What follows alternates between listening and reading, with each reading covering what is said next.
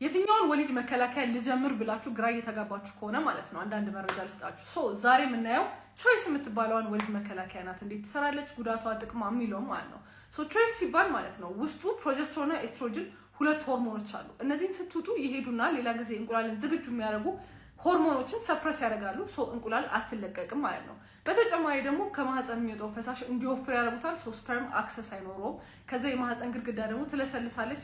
መያዝ አይችልም። ጽንስ ቢፈጠር ራሱ መያዝ እንዳይችል ያደርገዋል ማለት ነው። የሚከላከለው እንደዚህ ነው። ስለዚህ ምን ያህል ኢፌክቲቭ ነው የሚለውን ስናይ በስነ ስርዓት ሰዓቷን ጠብቃችሁ ከወሰዳችሁ እርግዝና የመፈጠር እድሉ 1% ነው። ማለትም ከ100 ሴት አንድ ሴት ጋር ማለት ነው።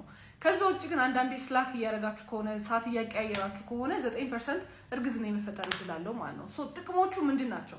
ይሄንን መድኃኒት አንዳንዴ ለብዙ ለህክምና ራሱ እንጠቀማለን። ለምሳሌ ፒሲኦኤስ ያለባት ሴት ጺም ላይ ቡጉር የሚያስቸግራት ከሆነ ይሄ ሜዲኬሽን ይጠቅማታል። የወር አበባ የሚበዛባት ሴት፣ ህመም የሚያስቸግራት ሴት፣ ኢንዶሜትሪዮሲስ ለዚህ ለመሳሰሉት ይሄንን መድኃኒት ስንሰጣቸው ያስተካክልልናል፣ ሬጉሌት ያደርጋል። ስለዚህ ሳይድ ኢፌክቶች ውስጥ ምንድናቸው የሚለውን ስናይ ቀለል ካሉት እንጀምር። ራስ ምታት፣ ማቅለሽለሽ፣ ማስመለስ፣ እዚህ አካባቢ ሃይፐር ፒግመንቴሽን ማጥቆር አይነት ነገር፣ ጡት ላይ ህመም ሊሰማ ይችላል። ሙድ ቼንጅ ማለትም የግንኙነት ያላት ፍላጎት ሊቀየር ይችላል። እንደዚህ የመሳሰሉት።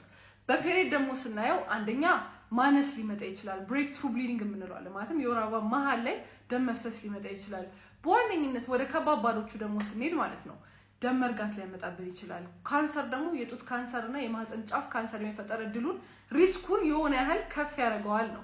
ስለዚህ ይህንን ሜዲኬሽን ማን ነው መውሰድ የሌለበት የሚለውን ስናይ በዋነኝነት ከዚህ በፊት ደም መርጋት አጋጥሟት የሚያውቅ ከሆነ እሷ ብቻ ሳትሆን በቤተሰብ ራሱ እንደዚህ ደም መርጋት ችግር ካለ ይህንን መከላከያ ሬኮመንድ አናደርገውም። በተጨማሪ እድሜዋ ከ35 በላይ ከሆነ፣ ወፍራም ከሆነች፣ ግፊት ካለባት፣ ሲጋራ የምታጨስ ከሆነ ይህንን ሜዲኬሽን ኦር ይህንን መከላከያ ሬኮመንድ አናደርግም። ኦር ደግሞ በቅርብ በቤተሰብ ኦር እሷ ጋር የጡት ካንሰር፣ የጡት እጢ አይነት ነገር፣ የጉበት እጢ ኦር ደግሞ የማህፀን ጫፍ ላይ የአይነት ችግር ካለ ይህንን ሜዲኬሽን ሬኮመንድ አናደርግም ማለት ነው። ኔክስት ታይም ደግሞ ሜዲኬሽን መቼ ነው መጀመር ያለበት፣ አንድ ቀን ስኪፕ ብታደርጉ የሚለውን ደግሞ እናወራለን።